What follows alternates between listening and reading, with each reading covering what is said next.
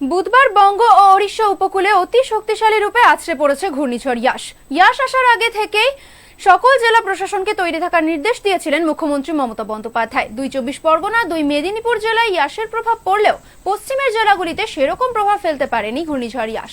কিন্তু ইয়াসের প্রভাবে পশ্চিমের জেলাগুলিতে ভারী থেকে অতি ভারী বৃষ্টির সম্ভাবনা রয়েছে। সকাল থেকেই কিছু জেলায় বৃষ্টির সাথে হালকা ঝোড়ো হাওয়া লক্ষ্য করা যাচ্ছে। ইয়াস মোকাবিলায় আগে থেকেই তৎপর বীরভূম জেলা প্রশাসন। বৃহস্পতিবার বীরভূমের নানুর থানার বিভিন্ন এলাকা ঘুরে দেখলেন নানুর থানার পুলিশ, সাথে ছিলেন কেন্দ্রীয় বাহিনীর জওয়ানরাও। কোনো এলাকা বিপর্যস্ত হলে সেখানে যাতে দ্রুত মোকাবিলা করা সম্ভব হয় তার জন্যই প্রশাসনের তরফ থেকে এই পরিদর্শন।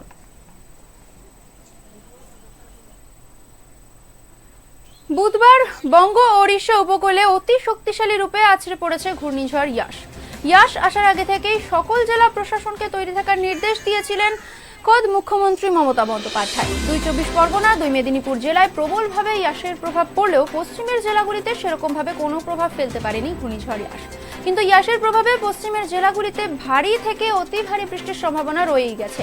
সকাল থেকেও কিছু জেলায় বৃষ্টির সাথে হালকা ঝোড়ো হওয়া লক্ষ্য করা গেছে এবং ইয়াস মোকাবিলায় আগে থেকেই তৎপর বীরভূম জেলা প্রশাসন। সেই জন্য বৃহস্পতিবার বীরভূমের নানুর থানার বিভিন্ন এলাকা ঘুরে দেখলেন নানুর থানার পুলিশ, সাথে ছিলেন কেন্দ্রীয় বাহিনীর জওয়ানরা। কোনো এলাকা বিপর্যস্ত হলে সেখানে যাতে দ্রুত মোকাবিলা করা সম্ভব হয় তার জন্যই প্রশাসন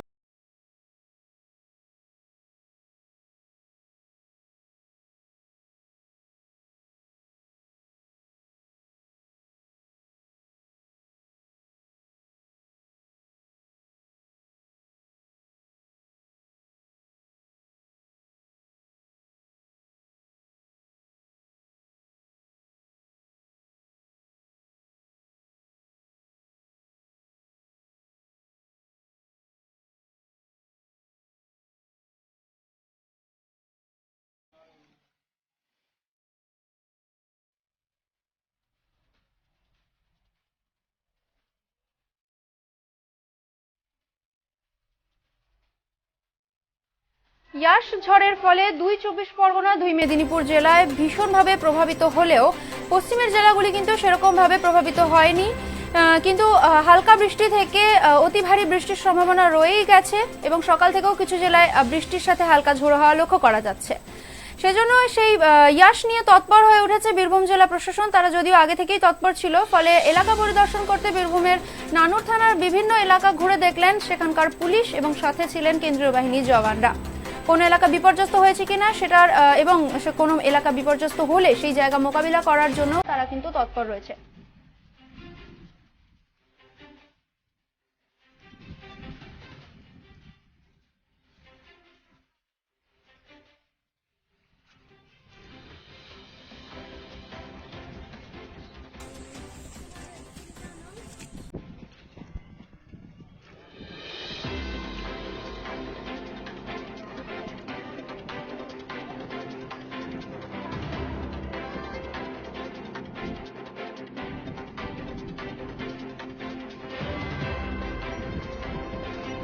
এবার আমরা শুনে নেব বীরভূমের তৃণমূল কংগ্রেসের অঞ্চল সভাপতি আইয়া মণ্ডল কি বললেন, সরাসরি তার মুখে।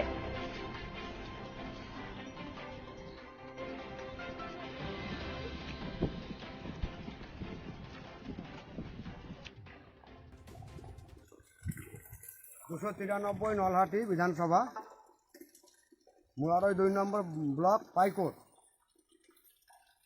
প্রত্যেক নেতৃত্ববর্গকে আমার জানানো যাইতেছে বা আমাদের মাননীয় প্রধান সাহেব ওনাকেও বলা হচ্ছে যে আমার বিশরগ্রাম কুসমোর ১ নম্বর জিপি বিশরগ্রাম প্রচুর ক্ষয়ক্ষতি।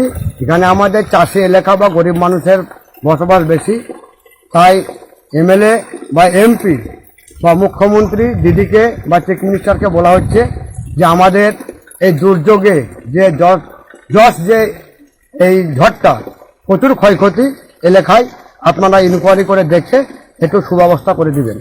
এই বলে আমায় কুসমোর ১ নম্বর গ্রাম পঞ্চায়েত, নাম আইয়া মণ্ডল, বাড়ি বিশর, তৃণমূল কংগ্রেসের অঞ্চল প্রেসিডেন্ট।